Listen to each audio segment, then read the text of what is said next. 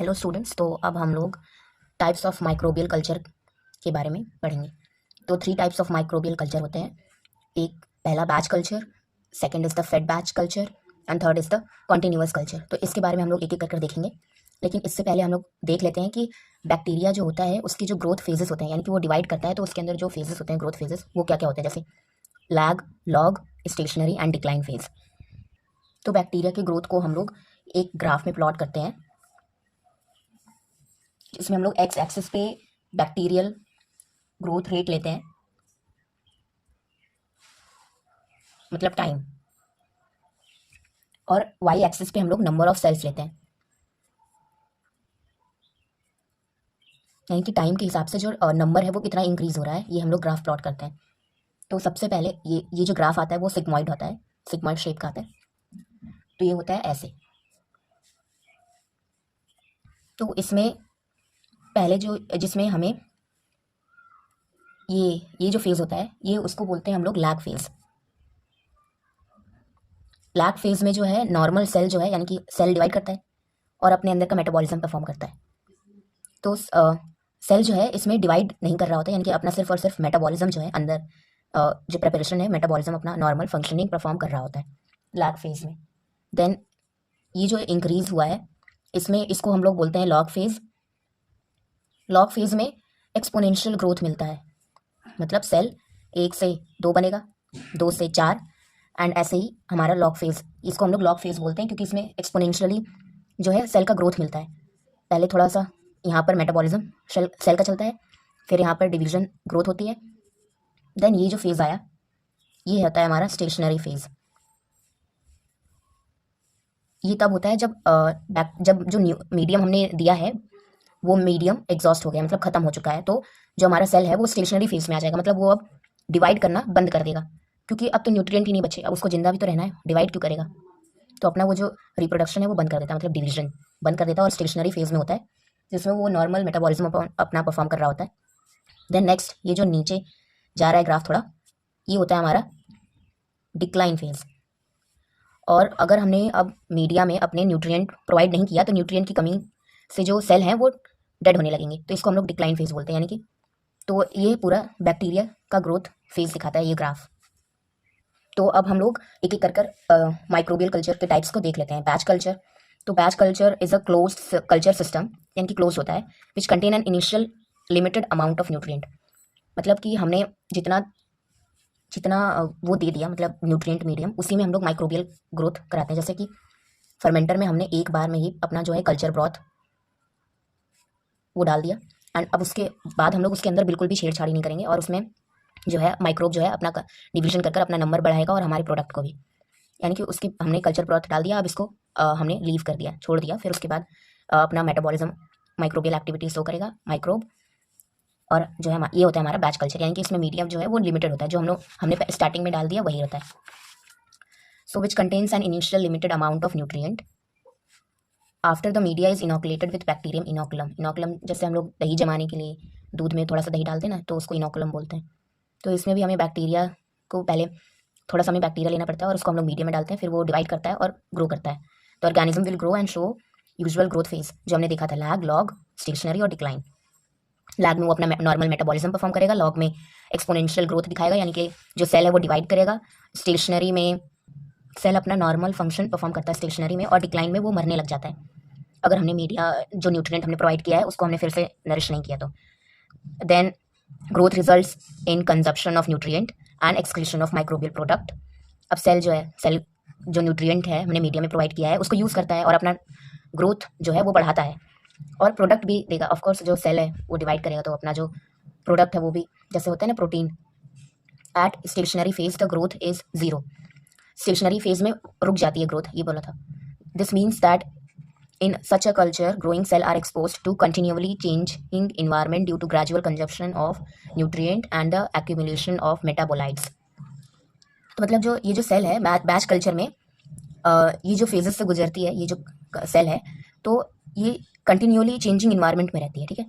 The cell density, जिसको हम लोग एक्स से डिनोट करते हैं, the concentration of substrate S से, and cell specific substrate turn over rate Q S during such a system are shown, ये graph में हमने शो किया। तो क्वेश्चन यहाँ से ये बन सकता है कि कल्चरिंग माइक्रोब का बैच कल्चर का एक एग्जाम्पल दो, तो culturing microbes in laboratory is example of batch culture. Okay, next हमारा ये बैच कल्चर का ग्राफ है।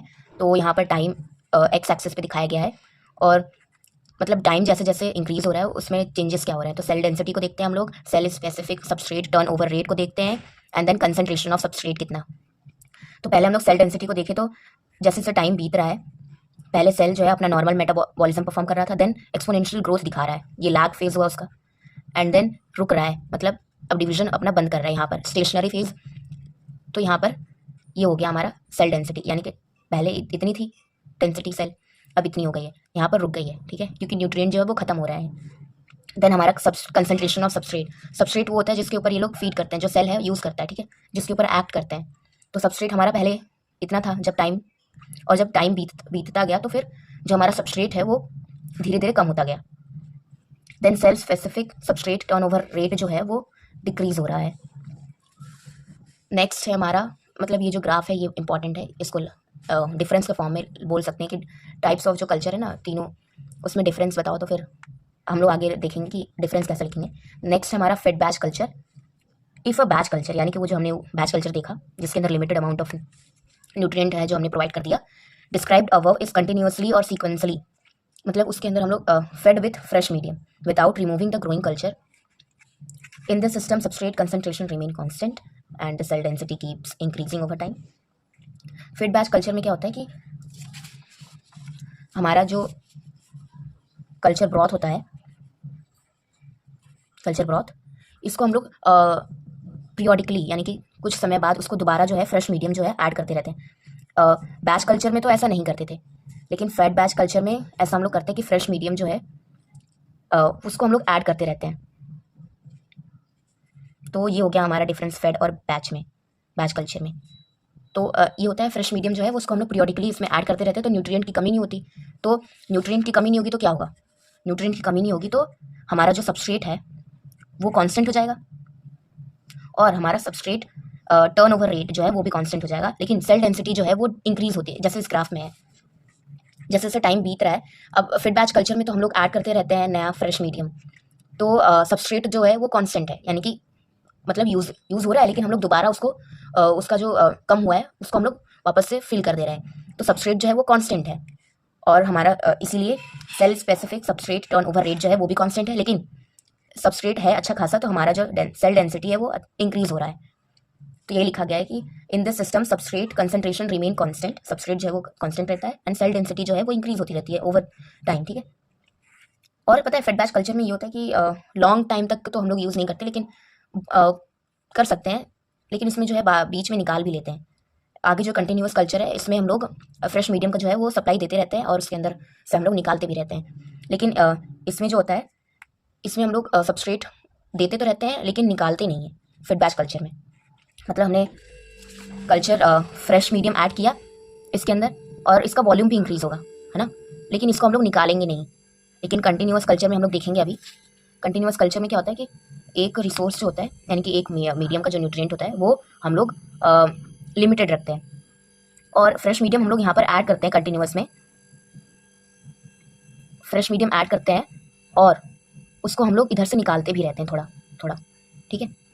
तो इसीलिए ये डिफरेंस होता है फेड बैच में और कंटिन्यूअस कल्चर में।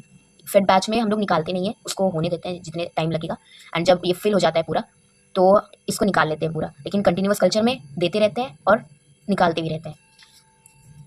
सो नेक्स्ट है हमारा ये ग्राफ भी ध्यान देना है, ठीक है। Next is the continuous culture. Continuous culture में क्या होता है, continuous supply of microbial growth और प्रोडक्ट, मतलब कि न्यूट्रिएंट का जो न्यूट्रिएंट मीडिया जो है हम लोग उसको कंटिन्यूअसली प्रोवाइड करते रहते हैं। The growth media is design such as, यानी कि जो ग्रोथ मीडिया हम लोग बनाते हैं कंटिन्यूअस कल्चर के लिए, हम लोग जो ग्रोथ मीडिया बनाते हैं वो ऐसा बनाते हैं कि उसमें जो एक कोई भी न्यूट्रिएंट हो वो लिमिटेड हो। देखो, it design in such a way that one nutrient is in limited quantity, कम मात्रा में हो। Thus during the exponential growth as this nutrient is exhausted, exponential growth क्या था, log phase, okay, the growth will stop, यानी कि जब ये लिमिटेड यानी कि न्यूट्रिएंट है तो मतलब सेल जो है उस पर डिपेंडेंट होगा, तो हमें तो न्यूट्रिएंट प्रोवाइड करना पड़ेगा। तो न्यूट्रिएंट अगर खत्म हो जाएगा तो जो है सेल है वो ग्रोथ करना स्टॉप कर देगा, ठीक है। लेकिन इसमें करते क्या है, इससे पहले कि वो जो लिमिटेड न्यूट्रिएंट है वो खत्म हो जाए, उससे पहले ही हम लोग just before the nutrient is fully exhausted, fresh medium containing the limited nutrient is added. जो फ्रेश मीडियम होता है, तो हम लोग फ्रेश मीडियम जो है वो खत्म हो इससे पहले वो ऐड कर देते हैं, ठीक है। इससे पहले एक्सपोनेंशियल ग्रोथ जो है वो रुके, सेल डिवाइड करना रुके, इससे पहले ही हम लोग लिमिटेड न्यूट्रिएंट जो है वो ऐड कर देते हैं। This is repeated every time the limited nutrient is about to exhaust, मतलब खत्म होने वाला हो तो हम लोग ये काम करते हैं। This system is also fitted with an overflow device. Overflow device क्या होता है, यानी कि कंटिन्यूस कल्चर में ओवरफ्लो डिवाइस लगाते हैं। तो होता क्या है, जब हम लोग फ्रेश मीडियम ऐड करते हैं तो वॉल्यूम जो है वो इंक्रीज करता रहता है। तो जब जो वॉल्यूम है वो वहाँ जब ओवरफ्लो होने लगेगा तो ओवरफ्लो डिवाइस क्या करेगा, उस मीडियम को निकाल देगा उतना, मतलब हमने जितना डाला है उतने मीडियम को वो निकाल देता है ओवरफ्लो डिवाइस। इसलिए ये फिटेड होता है ओवरफ्लो डिवाइस से, ताकि जो मीडिया है वहाँ से हम लोग निकाल दें। This means that the added volume displaces out an equal volume of culture from culture vessel. That is formation of new biomass by culture is balanced by the loss of culture from the vessel. यानी कि जितना हमने biomass डाला है उतना हम लोग निकाल भी लेते हैं। In the continuous culture cell can be grown at a particular growth rate for an extended period of time. Most of the time the chemical environment inside the continuous culture is constant. In a chemostat constant chemical environment is maintained. तो continuous culture में हम लोग types of कर सकते हैं, यानी कि केमोस्टैट fit कर देते हैं तो उसमें कॉन्स्टेंट केमिकल इन्वायरमेंट मेंटेन हो जाता है। टर्बिडोस्टैट फिट कर देते हैं तो कांस्टेंट सेल कंसंट्रेशन मेंटेन हो जाती है। If the medium is fed to such a culture at suitable rate, a steady state is achieved. At steady state the cell growth and substrate consumption takes place at a fixed rate. Growth rate of cell remain constant during steady state operation. This means that at steady state the concentration of cell metabolites and other nutrient inside the reactor remain constant. That is, formation of new biomass by culture is balanced by the loss of culture from the vessel. Continuous culture is most suitable for production of biomass or metabolites.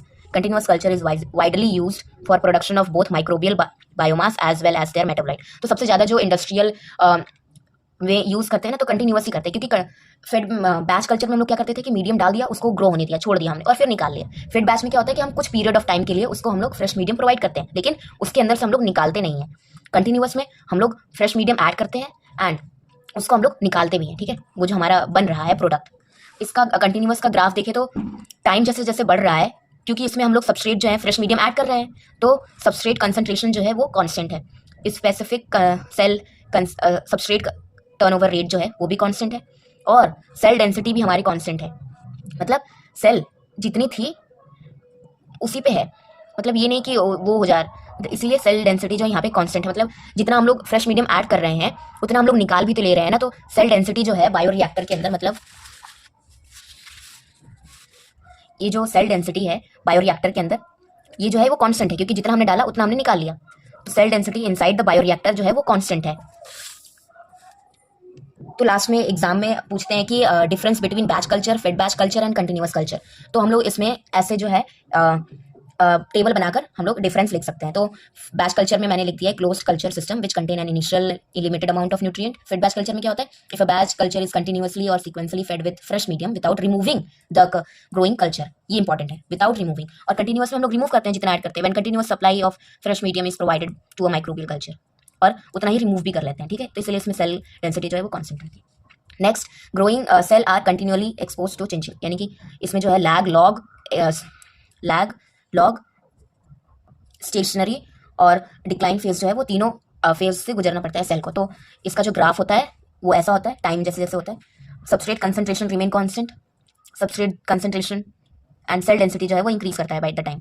और continuous में क्या था कि सब कुछ constant हो जाता है, सेल डेंसिटी भी, क्यूएस भी और सबस्ट्रेट कंसंट्रेशन भी। Okay, thank you.